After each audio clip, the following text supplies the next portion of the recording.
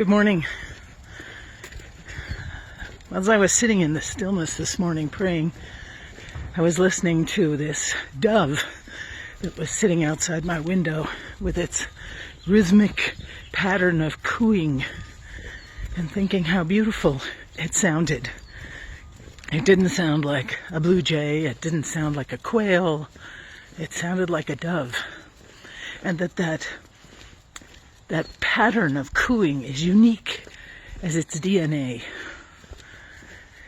And in the fall, as we head toward winter, the sky here in town is filled with chevron patterns of Canadian geese, right? Where they're flying, making their way to warmer weather, warmer climate. And as beautiful as that is, you'll never see a Canadian goose catching a draft and circling in the sky the way a hawk does.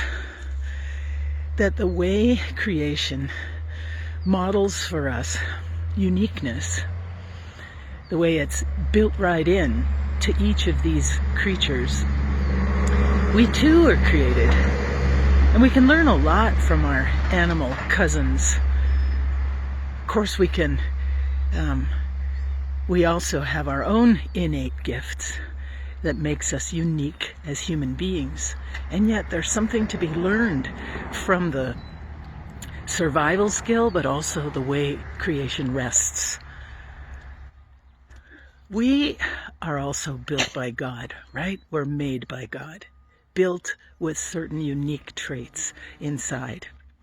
And in our lifetimes, we go back and forth that maybe we're not so pleased with the way we've been put together.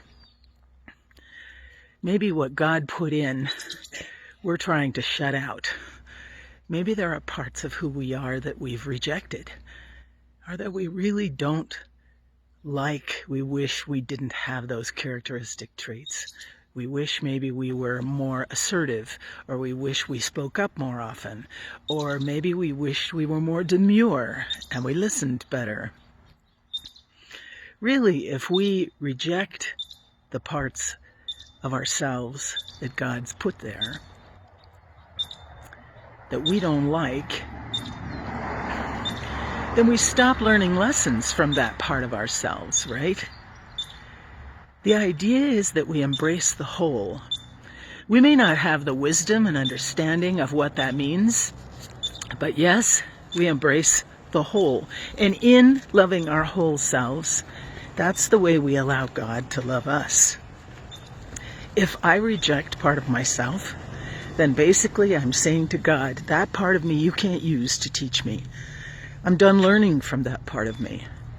And so let's put that in the backpack of our soul today and take it on a long leisurely walk. Let's pay attention to what is it about ourselves that we wish wasn't there, and how can we better embrace that part of ourselves? How can we allow that side of who we are that's hard to look at, that's hard to acknowledge, that's hard to say, oh yeah, I've been like that my whole life. Instead of shutting it out, let's open up and see what it has to teach us. If I can love my whole self, then I'll allow God's love for me. Otherwise, when God says, I love you, you'll go, yeah, but not that part, right? Because I don't like that either. Today, it's about loving the whole, loving what's in the DNA, and expanding and exploring that mystery of what God has in store that would only exist with that element of ourselves in place.